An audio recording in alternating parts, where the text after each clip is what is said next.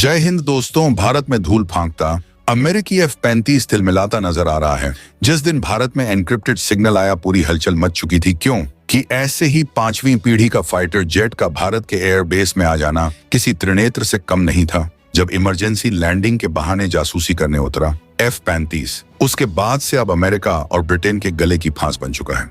उस दिन तपती गर्मी जून का महीना, समय रात के 9 बजे दिल्ली एयर ट्रैफिक कंट्रोल अचानक एक अज्ञात सिग्नल पकड़ता है। यह सिग्नल है हाई फ्रीक्वेंसी पर था और भारत की एयर स्पेस की सीमाओं को पार करते हुए आ रहा था। अगले कुछ मिनटों में जो होता है वह न केवल भारतीय एजेंसियों के होश उड़ा देता है, बल्कि पूरी वैश्विक राजनीति में तूफान खड़ा कर देता है। क्योंकि भारत नेशनल सिक्योरिटी को ध्यान में रखते हुए इस मामले की जांच को न सिर्फ तेज कर दिया है, बल्कि इस जांच का दायरा काफी ज्यादा बढ़ा दिया है। और अब इस मामले में अब तक सिर्फ भारत काम कर रहा था। भारत इसकी जांच कर रहा था। एक अमेरिकी स्टील्थ फाइटर F-35 भारत में इमरजेंसी लैंडिंग की अनुमति मांगता है। पायलट दावा करता है कि इंजन फेल हो गया है, ईंधन खत्म हो गया है। लेकिन जैसे ही विमान केरल के तिरुवनंतपुरम पर एयरबेस पर उतरता है, भारत की सुरक्षा एजेंसियां सतर्क हो जाती हैं। लेकिन अब इस मामले में अब तक की सबसे बड़ी एंट्री हो चुकी है, जो कि है रूस की। जी हाँ, इस वक्त जो खबर सामने आ रही है उसने अमेरिका और ब्रिटेन के साथ ही साथ पूरे नाटो देशों को एक बहुत बड़ा झटका दे दिया है। क्योंकि भारत ने अब तक सिर्फ F-35 पर खुद जांच की थी, लेकिन अब भारत ने इस जांच में और इस पूरे अपने जो सिक्योरिटी को चलते भारत जांच कर रहा है उसमें रूसी टीम को शामिल कर लिया है। और अब आपको बता दें कि इसमें रूसी टीम में न सिर्फ इंजीनियर्स की टीम, बल्कि सर्विलांस और फोरेंसिक टीम के भी जो वहां के एक्सपर्ट हैं उन्हें बुलाया गया है, जो कि पहले से ही सुखोई 57 के R&D यानी रिसर्च एंड डेवलपमेंट प्रोग्रामिंग का काम करते हैं। यानी कि सीधे तौर पर F-35 को लेकर के अब भारत बहुत बड़ा स्टेप चल चुका है। वहीं रूस ने न सिर्फ अपनी टीम को भेजा है, बल्कि रूस ने एक बार फिर से भारत के साथ वो दोस्ती दिखाई है जिसकी जरूरत भारत को इस वक्त सबसे ज्यादा थी। आप ये सोच रहे होंगे कि ऐसा क्या है।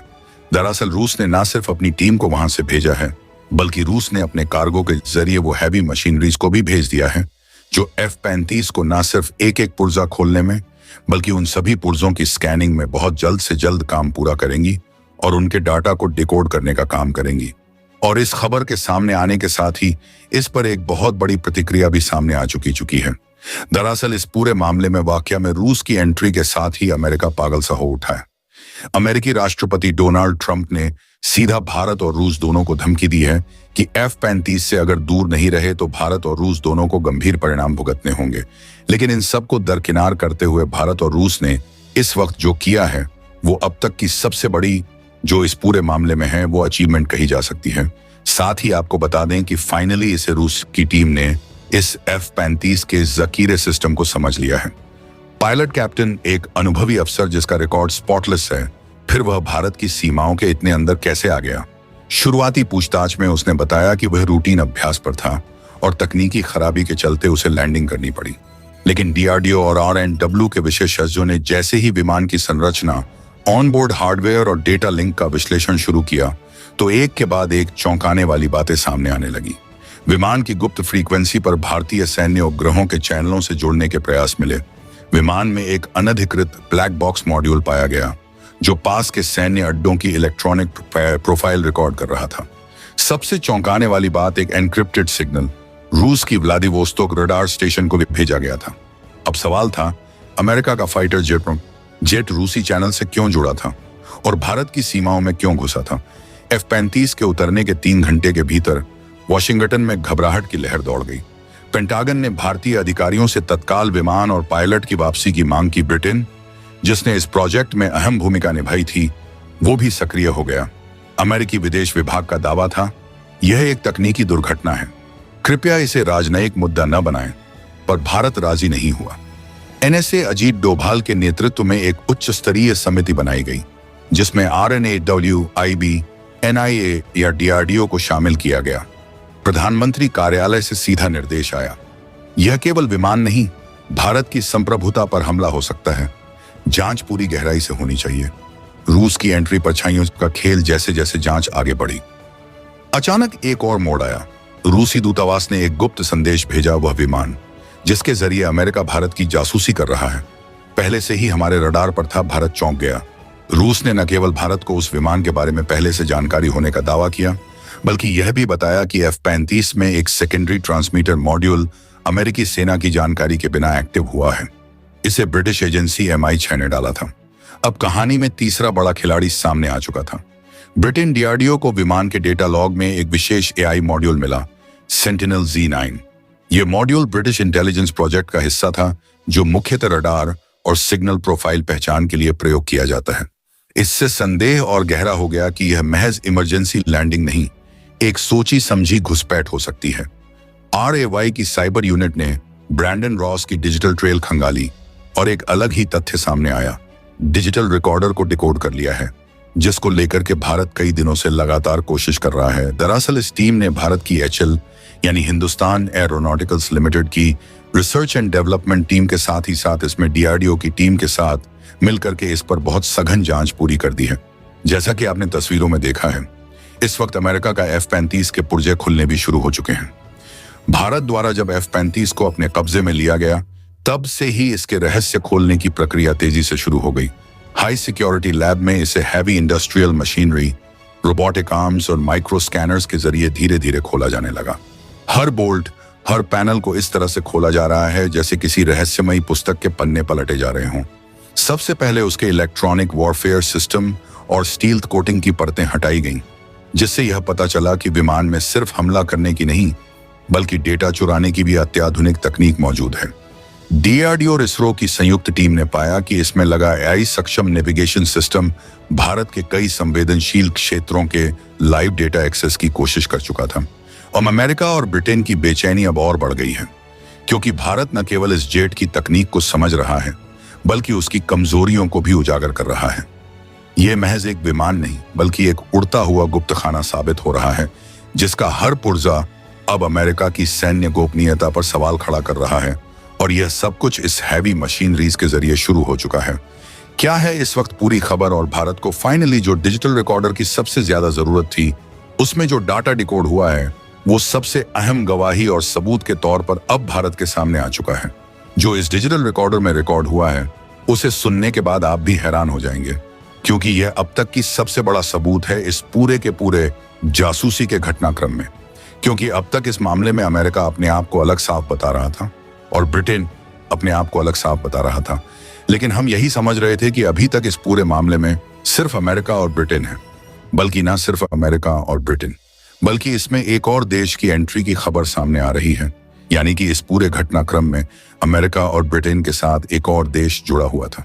कौन सा देश है वो इस वीडियो में आगे आपको खुद समझ आया जाएगा। जब इसके डिजिटल रिकॉर्डर से जो डाटा मिला है उसके बारे में आप समझेंगे क्या है पूरी खबर, क्या पूरी अपडेट इस वक्त निकल कर आ रही है, बताएंगे आपको इस वीडियो में। चैनल पर बने रहे तो वीडियो को लाइक और चैनल को अगर अभी तक सब्सक्राइब नहीं किया तो चैनल को सब्सक्राइब कर लें और बेल आइकन को दबाना बिल्कुल भी मत भूलिएगा, क्योंकि यह आपके लिए महज कुछ 1 सेकंड का काम है, लेकिन इससे हमारी काफी बड़ी मदद होती है और आपको दोबारा इस वीडियो को देखने के लिए चैनल बहुत आसानी से मिल भी सकेगा। दोस्तों, भारत की टीम लगभग 50 घंटे से ऊपर F-35 के एक पार्ट्स की जांच करने में लगी हुई थी, लेकिन इस F-35 जो कि 5th जनरेशन फाइटर जेट है, उसे खोलना इतना आसान नहीं था, जिसको लेकर के भारत एक तरफ ब्रिटेन की मदद लेने को लिए भी तैयार था और ब्रिटेन की तरफ से कुछ मदद की गुंजाइश जैसे ही हुई, उसको लेकर के अमेरिका ने सीधे ब्रिटेन को दबाने का काम किया।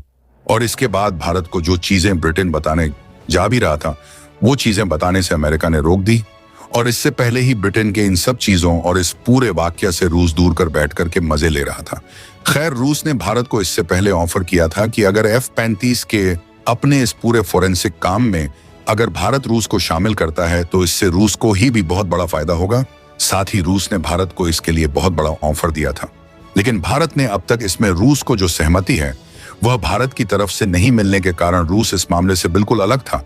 लेकिन अब फाइनली जापानी सर से ऊपर जाता हुआ दिखाई दे रहा है, क्योंकि अमेरिका लगातार भारत के ऊपर दबाव इस मामले को लेकर के बनाने की कोशिश में है, तो वहीं ब्रिटेन भारत को गोल गोल जवाब देकर के गुमराह कर रहा है इस पूरे जासूसी के घटनाक्रम में।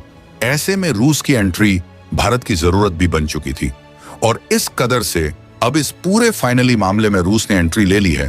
दरअसल भारत अब अकेले नहीं बल्कि रूस के साथ मिलकर के F-35 के एक पुर्जे की जांच करेगा। और ना सिर्फ जांच, बल्कि इसमें सिक्योर जो डाटा है उसे बिना क्रैश हुए पूरी तरीके से साफ सुथरा निकाल करके इस पूरे जासूसी के घटनाक्रम को समझा जाएगा। और अब इस मामले में भारत को जो इस वक्त अचीवमेंट मिली है वो बहुत बड़ी है। दरअसल रूस ने जो हैवी मशीनरी भेजी है, उन मशीनरीज में क्या खूबी है ये आपको जान लेना चाहिए। दरअसल भारत के पास जो इक्विपमेंट है वो काफी स्लो है, यानी कि अगर भारत का एचएल और डीआरडीओ मिलकर के इसे खोलता तो जहां पर इन्हें खोलने में लगभग 1.5 से 2 महीने का समय इस पर लग जाता, वहीं अब रूस की मदद के बाद से यह हैवी मशीनरी जो रूस ने भेजी है उसकी मदद से यह काम सिर्फ 20 से 22 दिन के अंदर पूरी तरह से निपटा लिया जाएगा। ना सिर्फ इसे निपटा लिया जाएगा बल्कि रूस ने इनकी डिकोड करने वाली जो इक्विपमेंट है उन्हें भी भारत को भेजा है। अब आप ये कह रहे होंगे कि भारत के पास इतनी टेक्नोलॉजी कम नहीं है, लेकिन वास्तव में हकीकत अगर देखें तो भारत के पास 5th जनरेशन फाइटर जेट नहीं है, लेकिन रूस के पास 5th जनरेशन खुद का फाइटर जेट है। ऐसे में रूस बेहतर जानता है कि 5th जनरेशन फाइटर जेट के अंदर कौन कौन सी चीजें कहां होने की संभावना ज्यादा है। खैर, इन चीजों की भारत को जानकारी है, लेकिन रूस के पास जो हैवी मशीनरीज हैं उनका काम आप सुनकर के चौंक जाएंगे।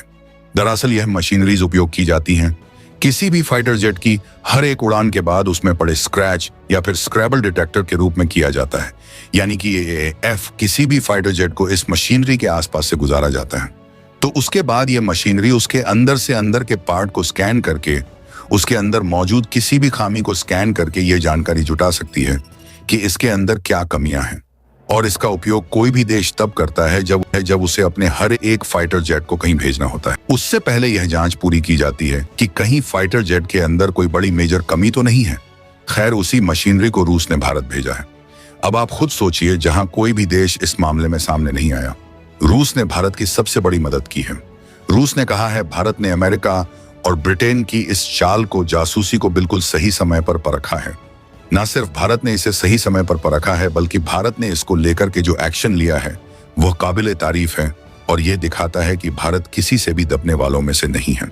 ये कहते हुए रूस ने भारत की तारीफ एक तरफ की है, वहीं रूस ने भारत को ऑफर को एक्सेप्ट करने के बाद यहाँ पर अब फाइनली बहुत तेजी से काम भी शुरू कर दिया है। दरअसल अब भारत और रूस मिलकर के पहले ही इसे हैंगर में ले जा चुके हैं। यहाँ पर F-35 के हर एक जांच शुरू हो चुकी है और फाइनली इस जांच के बीच से जो इस वक्त खबर सामने आई है वो और भी ज्यादा हैरान करने वाली है। दरअसल भारत इसके कॉकपिट पर अपनी नजर पहले से ही करता था और पिछले 42 घंटों से भारतीय वैज्ञानिक इसके कॉकपिट को खोलने की कोशिश में लगे हुए थे, लेकिन रूस की हैवी मशीनरीज और उनके एक्सपर्ट टीम्स की वजह से भारत को यह काम करने में और आसानी हुई। जो काम भारत को लगभग 4 दिनों में होना था, वो काम सिर्फ भारत और वो रूस ने 2 दिन के अंदर ही कर लिया। हालांकि इस टीम को लेकर के भारत पहले ही कॉकपिट तक पहुंच चुका था, लेकिन फाइनली जो डिजिटल रिकॉर्डर था उससे अब तक भारत डिकोड नहीं कर पाया था, लेकिन अब फाइनली रूस के आने से यह डिजिटल रिकॉर्डर डिकोड कर लिया गया है। अब आप ये समझेंगे कि डिजिटल रिकॉर्डर होता क्या है।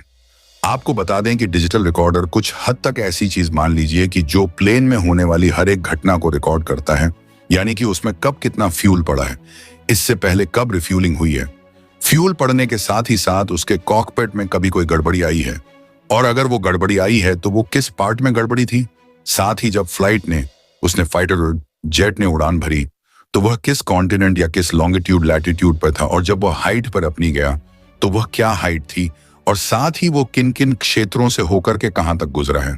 इसका पूरा का पूरा रोड मैप जो होता है वो इसी डिजिटल रिकॉर्डर के अंदर रिकॉर्ड किया जाता है, जो कि बेहद खास पार्ट माना जाता है। या फिर यूं कह लीजिए, अगर किसी फाइटर जेट की इतिहास यानी कि उसकी हिस्ट्री हमें पूरी जाननी है तो हम डिजिटल रिकॉर्डर्स को ही प्राइमरी मानते हैं।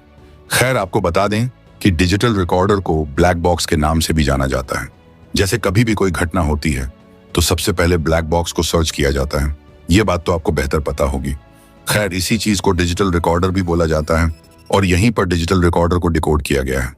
आपको बता दें कि इसकी डिकोडिंग में लंबा समय लग जाता है, लेकिन रूस ने इस लंबे समय को भारत के साथ मिलकर के कम करके फाइनली इस डिजिटल रिकॉर्डर से जो रिकॉर्ड निकाले हैं वह चौंका देने वाले हैं।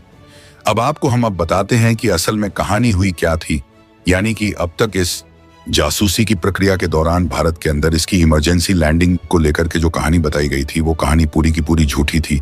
इस डिजिटल रिकॉर्डर में जो जो रिकॉर्ड हुआ है अब आप वो जानने जा रहे हैं। दरअसल आपको बता दें कि इस डिजिटल रिकॉर्ड से जो डाटा मिला है उसमें भारत ने जब 14 तारीख का डाटा निकाला तो उसमें साफ पता चला कि इसमें कोई इमरजेंसी जैसी स्थिति बनी ही नहीं थी। और जब इसे इंडिया के एयर स्पेस में उड़ान भरा गया, उस टाइमिंग के दौरान इसमें फ्यूल लगभग 35% से ज्यादा टैंक फुल था, यानी कि यह आसानी से एक बड़ी उड़ान भरने के लिए भी कैपेबल था। और इस कंडीशन में भी इसे भारत के अंदर इमरजेंसी लैंडिंग कराने की बात कही गई।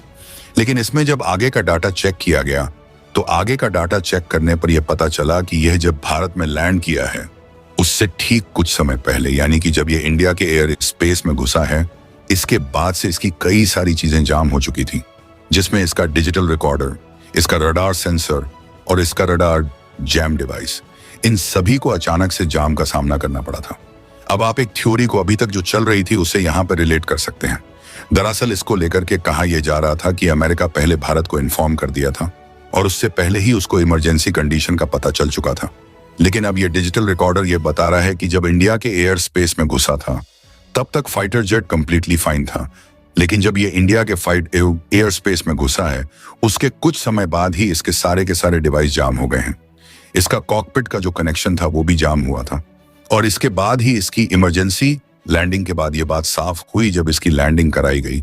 उसके बाद जब ये दोबारा उड़ान नहीं भरा तो ये समस्या कॉकपिट से ही सामने आई थी। दोस्तों, आपकी क्या राय है कमेंट बॉक्स में जरूर से बताएं और चैनल को सब्सक्राइब जरूर से करें। पहले से कर रखा हो तो तहे दिल से धन्यवाद। आपका दिन शुभ हो। जय हिंद, वंदे मातरम।